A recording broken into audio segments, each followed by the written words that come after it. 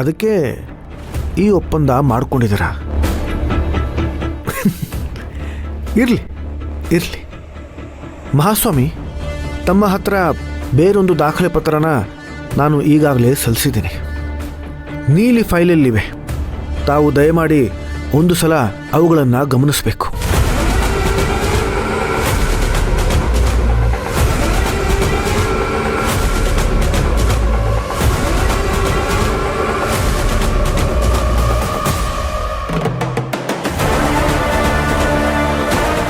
ಪದ್ಮನಾಭ ಅವರೇ, ರಾಕೇಶ್ ಅವರು ಆ ಮನೆ ಅಸಲಿ ವಾರಸ್ದಾರ ಅನ್ನೋದೇ ನಿಜ ಆಗಿದ್ದಿದ್ರೆ ನೀವ್ಯಾಕೆ ಆ ಇಡೀ ಆಸ್ತಿ ನಿಮ್ಮ ಮಗಳು ಸರಿಯು ಹೆಸರಿಗೆ ವರ್ಗಾವಣೆ ಆಗಬೇಕು ಅಂತ ಪ್ರಯತ್ನ ಪಟ್ರಿ?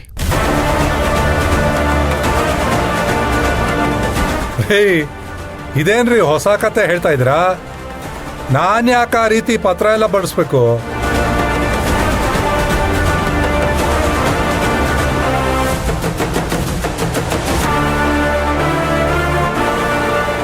ಇದು ನೀವು ತಯಾರಿಸಿರೋ ಆಸ್ತಿ ಪತ್ರ.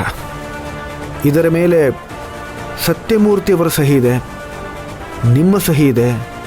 ಹಾಗೆಯೇ ನಿಮ್ಮ ಮಗಳು ಸರಿಯು ಅವರ ಹೆಸರಿಗೆ ಅವರ ಇಡೀ ಆಸ್ತಿನ ವರ್ಗಾವಣೆ ಮಾಡಿರೋ ವಿವರಣೆಗಳು ಕೂಡ ಇವೆ. ಹೌದೋ ಅಲ್ವೋ?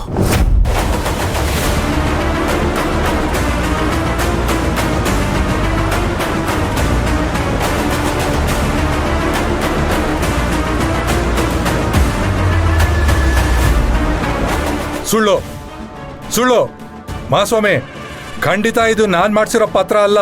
ಕೇಸ್ನ ನನ್ನ ಕಡೆ ಡೈವರ್ಟ್ ಮಾಡೋದಕ್ಕೆ ಇವರೇ ಹುಟ್ಟಾಕಿರೋ ಸಾಕ್ಷಿ. ಯುವರ್ ಆನರ್, ತಾವು ದಯವಿಟ್ಟು ಇದನ್ನ ಪರಿಗಣಿಸ್ಬೇಕು ಅಂತ ಕೇಳ್ಕೊಳ್ತೀನಿ. ನೋಡಿ ಪದ್ಮನಾಭ್, ನೀವು ಅಪರಾಧಿ ಸ್ಥಾನದಲ್ಲಿ ಇದ್ದೀನಿ ಅನ್ನೋದನ್ನ ಮರ್ತು ಬಿಟ್ಟಿದ್ದೀರಾ. ನಿಮ್ಮಲ್ಲಿರೋ ಲಾಯರ್ ಎದ್ದು ಬಿಟ್ಟಿದ್ದಾನೆ. ಇದು ಫೇಕ್ ಡಾಕ್ಯುಮೆಂಟ್ ಅಂತಾನೆ ಮೊದಲೇ ಅವರು ಮೆನ್ಷನ್ ಮಾಡಿದ್ದಾರೆ.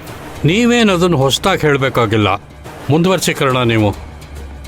ಮಹಾಸ್ವಾಮಿ, ಈ ಪತ್ರನ ಪದ್ಮನಾಭ ಅವರು ಅಪಹರಣ ಆಗೋದಕ್ಕಿಂತ ಮುಂಚೆ ಅವರ ಮಗಳು ಸರಿಯು ಅವರ ಕೈಲಿ ಕೊಟ್ಟು ಅದನ್ನು ಸತ್ಯಮೂರ್ತಿಯವರ ಬೀರುನಲ್ಲಿ ಇಡೋದಕ್ಕೆ ಹೇಳ್ತಾರೆ. ಇಲ್ಲ ಇಲ್ಲ ಇಲ್ಲ, ಇದೆಲ್ಲ ಸುಳ್ಳು. ಈ ಪತ್ರಕ್ಕೆ ಬಳಸಿರೋ ಕಾಗದ ತಮ್ಮ ಕಚೇರಿದ್ದೆ. ಇದೇ ತರಹದ ಕಾಗದ ರಾಕೇಶ್ ಅವರ ಜೊತೆ ನನ್ನ ಜೊತೆ ಮಾಡಿರ್ತಕ್ಕಂಥ ಒಪ್ಪಂದದ ಪತ್ರಗಳಿಗೂ ತಾವು ಬಳಸಿದಿರ.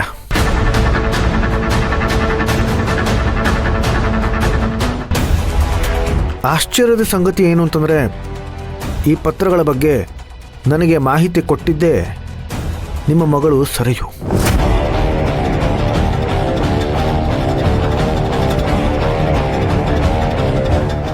ಆದರೆ ಸಾಕ್ಷಿ ಹೇಳೋದಕ್ಕೆ ಆಕೆ ಇವತ್ತು ನಮ್ಮ ದೇಶದಲ್ಲೇ ಇಲ್ಲ.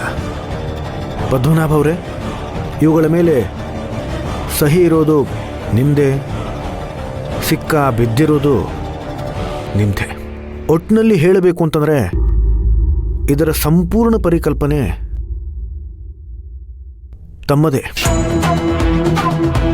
ಇದಕ್ಕೆ ಸಂಬಂಧಪಟ್ಟಿರೋ ದಾಖಲೆಗಳು ನಾನು ಈಗಾಗಲೇ ನ್ಯಾಯಾಲಯಕ್ಕೆ ಒಪ್ಪಿಸಿದ್ದೀನಿ.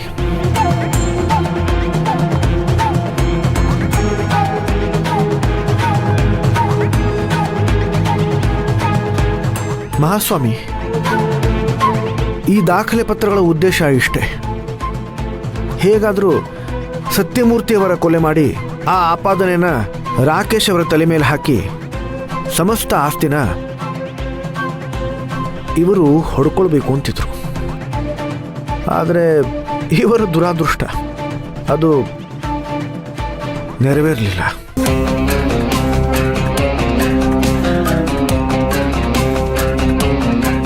ತಾವಿನ್ನೂ ಹೊರಡಬಹುದು.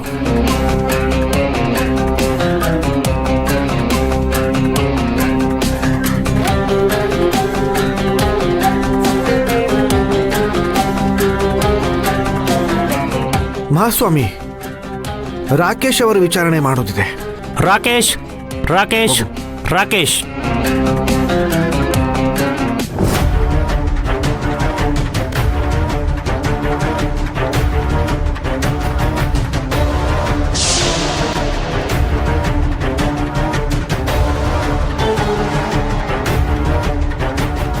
ರಾಕೇಶ್ ಅವರೇ, ನೀವು ಪದ್ಮನಾಭ ಅವರ ಜೊತೆ ಯಾಕೆ ಒಪ್ಪಂದ ಮಾಡ್ಕೊಂಡ್ರಿ?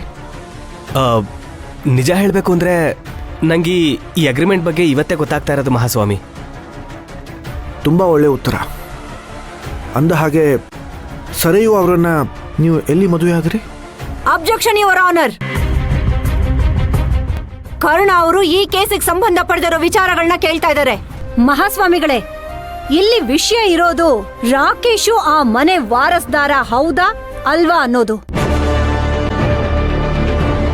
ಅದು ಬಿಟ್ಟು ಅವರ ಮದುವೆ ಅಗ್ರಿಮೆಂಟು ಇದೆಲ್ಲ ಸಮಂಜಸ ಅಂತ ಅನ್ನಿಸ್ತಾ ಇಲ್ಲ. ಮೇಲಾಗಿ ಇವ್ರುಗಳು ಈ ಸಾಕ್ಷಿಗಳನ್ನೆಲ್ಲ ನಮ್ಗೆ ಕ್ರಾಸ್ ವೆರಿಫಿಕೇಶನ್ ಮಾಡೋದಿಕ್ಕೆ ಕೊಟ್ಟೇ ಇಲ್ಲ. ಇದೆಲ್ಲ ಇವರೇ ಹುಟ್ಟ ಹಾಕಿರೋ ಸಾಕ್ಷಿಗಳು ಮಹಾಸ್ವಾಮಿಗಳೇ. ಮಹಾಸ್ವಾಮಿ, ನಮ್ಮ ವಕೀಲರಾಗಿರೋ ಪ್ರಸನ್ನ ಸಿಂಹ ಅವರನ್ನೇ ಇವರು ಕೊಂಡ್ಕೊಂಡಿರುವಾಗ ದಯವಿಟ್ಟು ಈ ಪದ ಬಳಕೆಗೆ ಕ್ಷಮೆ ಇರಲಿ. ನಾನು ಕಲೆ ಹಾಕಿರೋ ಸಾಕ್ಷಿಗಳನ್ನು ಇವರು ಕೊಲ್ಲದೇ ಇರ್ತಾರ? ನನಗೆ ಈ ದಾರಿ ಬಿಟ್ಟು ಬೇರೆ ಏನೂ ತೋಚಲಿಲ್ಲ. ನಾನು ಇಲ್ಲಿ ಹೇಳ್ತಾ ಇರೋ ಪ್ರತಿಯೊಂದು ಅಂಶನೂ ಈ ಮೊಕದ್ದಮೆಗೆ ಸಂಬಂಧಪಟ್ಟಿರ್ತಕ್ಕಂಥದ್ದು. ದಯವಿಟ್ಟು ನನಗೆ ವಾದ ಮಾಡೋದಕ್ಕೆ ಅವಕಾಶ ಮಾಡಿಕೊಡಿ. Objection sustained. Mister Karna, you can proceed. ಧನ್ಯವಾದಗಳು ಮಹಾಸ್ವಾಮಿ. ಹೇಳಿ ರಾಕೇಶ್ ಅವರೇ, ನಿಮ್ಮ ಮತ್ತು ಸರಯು ಅವರ ಮದುವೆ ಹೇಗೆ ಮತ್ತು ಎಲ್ಲಿ ನಡೆಯಿತು? ಅದು ಸರಿಯು ಸೂಸೈಡ್ ಮಾಡ್ಕೋಬೇಕು ಅಂತ ಹೋಗಿದ್ಲು. ನಾನು ಅವಳನ್ನ ತಡೆದೆ. ಅವಳನ್ನ ಕೇಳಿದಾಗ ನನಗೆ ಸೂರ್ಯವಂಶದವರಿಂದ ಅನ್ಯಾಯ ಆಗಿದೆ ಅಂತ ಹೇಳಿದ್ಲು. ಆ ದಿನನೇ ನಾವು ಸೋಂಪುರದ ರಿಜಿಸ್ಟರ್ ಆಫೀಸಲ್ಲಿ ಮದುವೆ ಆಗ್ಬಿಟ್ವಿ.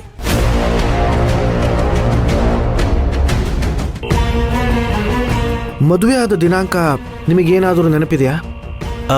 ಅದೇಗೆ ಮರೆಯೋದಕ್ಕೆ ಸಾಧ್ಯ? 23 ಅಕ್ಟೋಬರ್ 2024. ಮಹಾಸ್ವಾಮಿ, ತಾವು ದಯಮಾಡಿ ಈ ದಿನಾಂಕವನ್ನು ಗುರ್ತು ಹಾಕೋಬೇಕು. ನಾನು ಸೋಮಪುರದ ರಿಜಿಸ್ಟರ್ ಕಚೇರಿಗೆ ಹೋಗಿದ್ದೆ. ರಾಕೇಶ್ ಹೇಳಿರ್ತಕ್ಕಂಥ ದಿನಾಂಕದಲ್ಲಿ ಒಟ್ಟು 8 ಮದುವೆಗಳು ಆಗಿವೆ. ಆ 8 ಮದುವೆಗಳ ಪಟ್ಟಿಯಲ್ಲಿ ಇವರ ಹೆಸರು ಎಲ್ಲೂ ಇಲ್ಲ.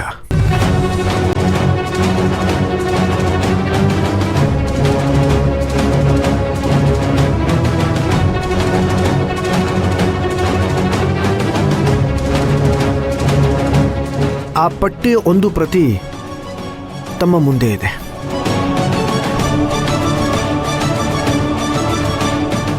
ದಯಮಾಡಿ ಅದನ್ನ ಒಂದು ಸಲ ಗಮನಿಸಬೇಕು.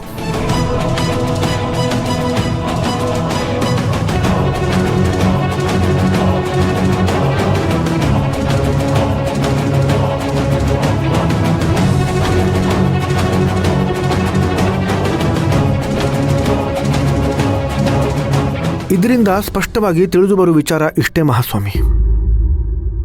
ರಾಕೇಶ ಸರಿಯು ಇಬ್ಬರೂ ಗಂಡ ಹೆಂಡತಿ ಅಲ್ಲ.